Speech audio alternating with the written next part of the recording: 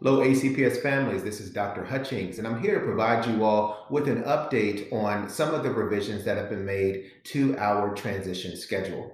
First, before I go into my updates for today, I just want to thank each and every one of you for all of your grace and your patience throughout this global pandemic. We have been working tirelessly since March 13th when we closed our doors to provide a virtual learning experience for our students, to preparing for our students' return and staff return, and to making sure that we're providing you all with all of the important information that we've been sharing over the past several months and now almost a year. So I just want to thank each and every one of you for that. I also want to just give you some updates on our community transmission levels because we are seeing a decline in our positivity rates in the city of Alexandria, which is absolutely I think, incredible. One major thing is that we have been at the highest risk level for the past several months, and we're finally now at the higher risk level. Higher risk level, right? That's a big deal because we're only, a percentage or so point away from being at the moderate level in regards to our city. And I think we are well on our way for that happening soon. And with that said, that leads to us transitioning our families who have selected the hybrid option, transitioning those students and our staff members back into our school building. So that's what I'm going to run through with you all today. This past Wednesday, we met with our staff to share with them our timeline and our kind of our plan moving forward as we transition our students back into our schools. And one thing that we started this past Wednesday is we had to share with our staff a return to school form. And this is a status form. It's not about your intent to return. It's really about your return status. This is going to give us an opportunity to know definitively what staff members are able to return back into our school buildings, and those that are not able to return back into our school buildings, that they will be providing us with providing us with documentation by February the 16th to validate why they are unable to return back into our school buildings. We're also getting information from our staff in regards to vaccinations. What we need to know is, have you had your first dose or your second dose, which I'm scheduled to get my second dose next week on February 11th. I'm really excited about that.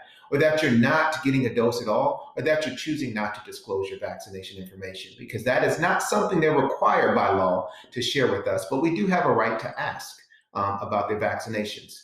This will give us an opportunity to know where our vaccination status results are in regards to all of our staff. We also have to share this information with the Virginia Department of Education. So we're collecting this data for our own internal purposes, as well as to share our overall percentages with the Department of Education. I want to thank our Alexandria Health Department because they have allowed us to have the next vaccination pod days that they've designated to our ACPS staff who haven't received their first doses as of now. And that's a huge help for us because it's going to allow more of our staff to get in and to begin to get vaccinated really, really soon. So we are well on our way and well ahead in regards to vaccinating our staff. Today, as you all know, we're going to be sending out our ACPS Insider. I'm hoping that you're watching this video through that to share some information around our decision matrix, around our revised transition, timeline. So as I'm speaking to this today, you can also look at the actual documentation and the written form via our ACPS Express. Starting on Monday, we're going to be meeting with our faculty and our staff members and what we're calling our Reignite Days. And this is an opportunity for us to be able to really connect with our staff, to have discussions around the transition, to provide any necessary supports, or to help them overcome any obstacles that they may have in regards to the transition, whether it's childcare or questions about our vaccines, or questions in general about the transition, or just to talk to one another, in a more intimate, safe space in what we call community circles. Of course, it's virtual, but this is giving them an opportunity to really start working through the preparation to return back into our school buildings. We also are going to have our staff begin to return on March 1st. March 1st, that is when all staff that are able to get back into our school buildings or to report into our school locations and work locations and office locations, that they will begin to report. And it will give them an opportunity to get a feel of what school is like now during this global pandemic, because many of us have been working from our households and not having to wear face masks all day and teach with a face mask on, but giving them some practice with that. So as our students are transitioning back into our school buildings, that they feel comfortable with that environment. Our first group of students will come back to us or will transition back into our schools on March the 2nd. And these are students who have selected the hybrid option, who are in grades pre-K through 5, and who receive special education services. This is citywide services or any full-time self-contained services. And then also students in grades K through 5 who are receiving any EL or English learner services. That will be our first transition group on March 2nd. We'll have a second transition group on March the 9th, and that will consist of all of our students who are in grades 6 through 12 who are receiving special education services through our citywide program or our self-contained reading and math. And then also our students in grades 6 through 12 who are receiving any of our newcomer EL services or English learner services for newcomers. Then the following week on March 16th, we will be transitioning all of our remaining students who have selected hybrid learning as their option from grades pre-K through 12th grade. So that means by March 16th, all of our students that have opted to return in a hybrid approach will be back in our school buildings, and all of our staff who are able to return back into our school buildings will also be in attendance.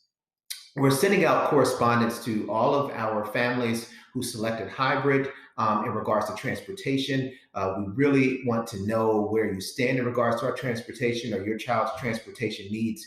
We're asking for families, if you are able to, that you drive your kids to and from school, and that is to assist us with our transportation challenges, because we still do have to follow the CDC guidelines on our buses, and that does limit the amount of students that can fit on the bus, which is causing us to do double routes.